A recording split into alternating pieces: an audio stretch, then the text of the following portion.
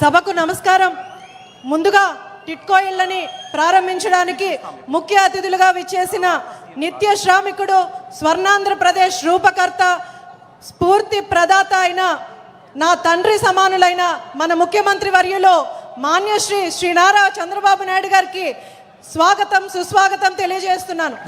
అలాగే వేదికను అలంకరించిన మంత్రివర్యులు నారాయణ గారికి, పార్థసారథి గారికి, అనగాన్ సత్యప్రసాద్ గారికి, నా తోటి శాసనసభ్యులకు, జిల్లా కలెక్టర్ గారికి, అధికారులకి, మరీ ముఖ్యంగా నా నియోజకవర్గ ప్రజలకు, లబ్ధిదారులకు స్వాగతం, హృదయపూర్వకంగా నమస్కారాలు తెలియజేస్తున్నాను.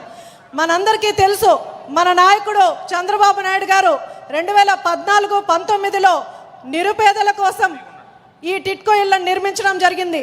80% పూర్తి చేసిన గత ప్రభుత్వ నాయకులు ప్రజల్ని ఇబ్బంది పెట్టారే తప్ప, వాళ్ళని నమ్మి ఓట్లేస్తే ప్రజల్ని ఇబ్బంది పెట్టారే తప్ప, అలాగే టిట్కో హౌసెస్కి రంగులు మార్చారే తప్ప మిగతాది పూర్తి చేసి టిట్కో ఇళ్లను లబ్ధిదారులకు అందించడానికి వాళ్ళకు మనసు కూడా రాలేదంటే గత ప్రభుత్వ నాయకులు అరాచకాలని మనందరం కూడా చూసాం.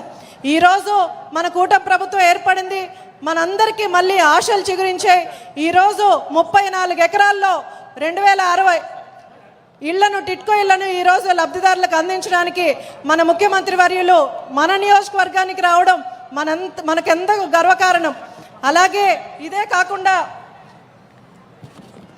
సొంత ఇంటి కళ అన్నది ప్రతి ఒక్కరికి కూడా ఒక కళ, ముఖ్యంగా మహిళలందరికీ ఇది ఒక ఎమోషన్ లాగా. సార్, ఈరోజు మీరు తెరిచింది గృహాల ఇళ్ళు మాత్రమే కాదు, వీళ్ళందరి ఆశల తలుపులు కూడా అని తెలియజేస్తున్నాను.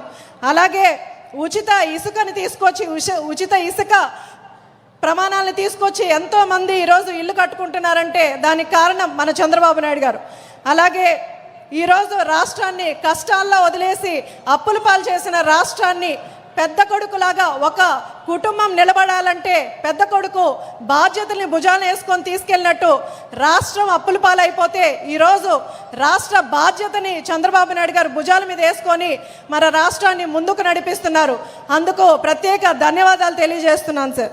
అలాగే 2024 మనకెవరికైనా సరే వ్యక్తిగతంగా సమస్య వస్తే మనం చూసేది పైనున్న దేవుణ్ణి, అలాగే రాష్ట్ర ప్రజలకు ఇబ్బంది వస్తే మనం చూసేది చంద్రబాబు నాయుడు గారి వైపు.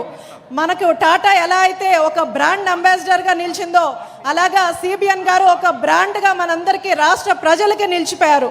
ఇంత చేసి రాష్ట్రానికి ముందుకు తీసుకెళ్తున్న మన ముఖ్యమంత్రి వర్యులకి పాదాభివందనం చేస్తూ ధన్యవాదాలు తెలియజేస్తున్నాను. థ్యాంక్ యూ మేడం, మీ యొక్క చక్కటి సందేశం అందించారు. అదేవిధంగా లబ్ధిదారుల్లో ఒకరు మాట్లాడవలసిందిగా మీ యొక్క ఈ నాగలక్ష్మి